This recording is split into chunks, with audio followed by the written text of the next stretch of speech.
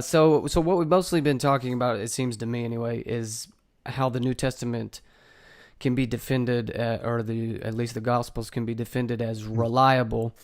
But Yeah, it's one thing to say they're reliable, and then another thing to say divinely inspired. Is right? right. Isn't there a distinction there? Yeah, there is. And so I think when we talk about what's divinely inspired, we have to ask ourselves, well, what do you mean by that? What do you mean by Yeah. in what way do we, and this has been a discussion within the church and within theologians, amongst theologians for some time. And although where I fall today as a Christian is pretty, I don't want to talk about it because I don't want the non-believer who might be listening to this to think this. I don't hold a position Makes sense. because it was taught to me by some other theologian. Mm-hmm. I only know what was important to me as an atheist. Mm-hmm. Okay, now since becoming now that I believe this is true, that allows me to kind of go another step I got you. and talk about these other concepts. Yeah. But back when I didn't believe it was true, what mattered to me is it telling me something I can rely on? Is it reliable? Mm-hmm. Right? And issues about I didn't know what inerrancy meant. I'd never even heard of the word in terms of and how to apply it to Scripture. I simply needed to know it's making claims about Jesus. Are those claims true? Because if dude came out of the grave, I'm gonna probably pay attention to what he says. Right.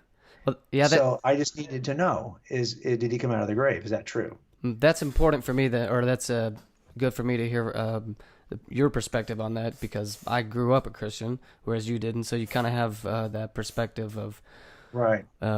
like you were making that distinction there about what the atheist or what the skeptic wants to know, because you yourself were. So Well, so let's put it this way: if what God intended, if I mean by inerrancy, is or by being divinely inspired, is if what God intended was to deliver to us a record of the life of His Son, that would be such a record that we could, using our faculties that He's given us, determine if this record is reliable.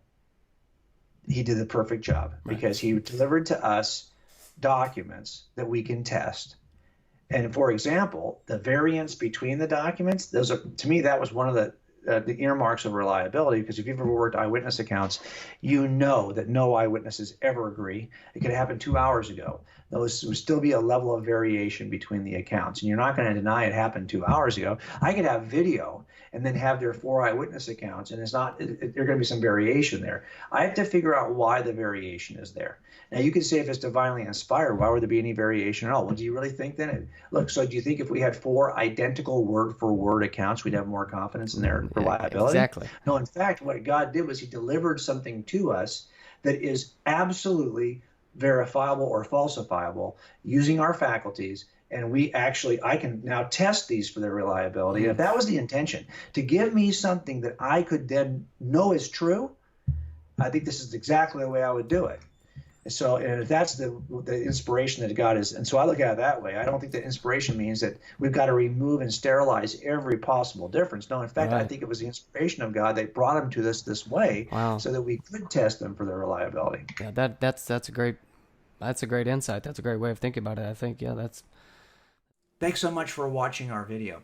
If it was helpful and useful to you, I'd really appreciate it if you would follow us, subscribe to our channel at the bottom link here in the video, and tell your friends. And please follow us on social media.